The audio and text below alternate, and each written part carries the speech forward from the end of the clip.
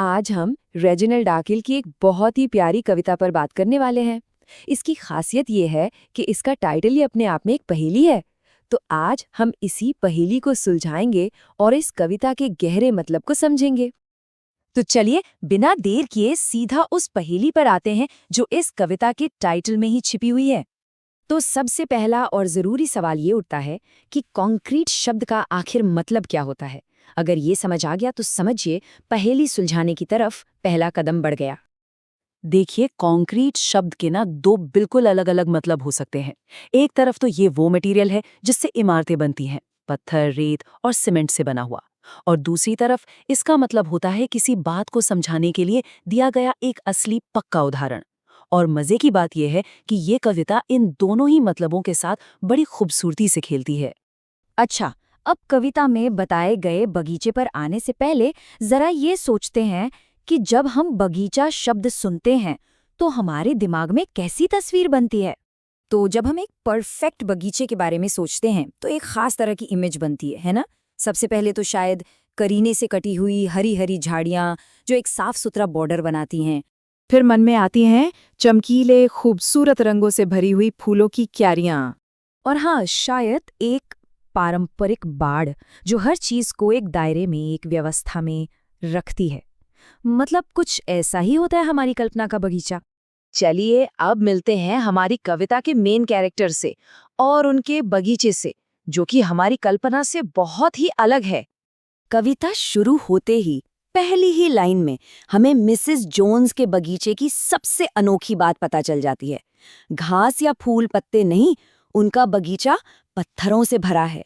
और ये तस्वीर देखिए, ये दिखाती है कि ये बगीचा कितना अलग है। अभी जो हमने एक पारंपरिक बगीचे की तस्वीरें देखी थीं, ये तो उससे बिल्कुल ही उल्टा है। तो भाई इस अनोखे बगीचे में है क्या क्या? घास की जगह है एक घुमावदार पत्थरों वाला रास्ता, एक छोटा सा लिली का तालाब है, पत्थरों से सजी एक छोटी सी पहाड़ी जिसे रॉकरी कहते हैं, और एक धूपघड़ी भी। मतलब सब कुछ पत्थरों से ही बना है या घिरा हुआ है। शुरू में जो कहानी सुना रहे हैं उन्हें लगता है कि इन पत्थरों के बीच जो छोटे छोटे पौधे हैं वो तो इतने नाजुक हैं कि उनका कोई मतलब ही नहीं है। मतलब इतने बड़े बड़े पत्थरों के सामने इनकी क्या ही बिसात है। लेकिन कविता में अब वो पल आता है जहाँ कहानी सुनाने वाले का पूरा नजरिया ही बदलने वाला है।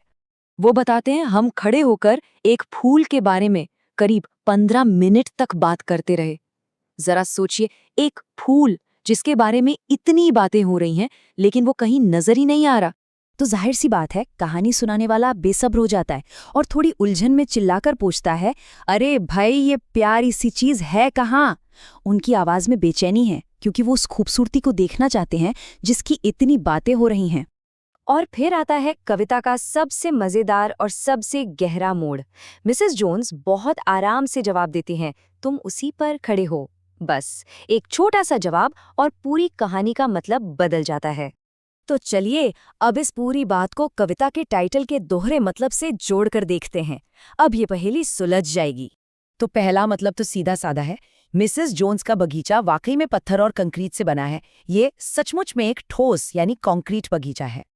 लेकिन ये इस बात का एक ठोस उदाहरण भी है कि खूबसूरती अक्सर उन जगहों पर मिलती है जहां हम उसे ढूंढने की सोच भी नहीं सकते।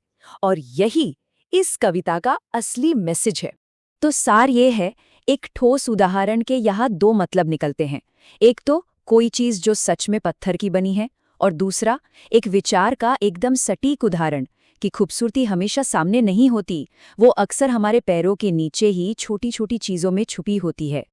और ये कविता हमें सोचने पर मजबूर कर देती है कि हम अपनी जिंदगी में और कहाँ-कहाँ ऐसी खूबसूरती को नजरअंदाज कर रहे हैं, सिर्फ इसलिए क्योंकि हम उसे किसी और शक्ल में देखने की उम्मीद लगाए बैठे हैं।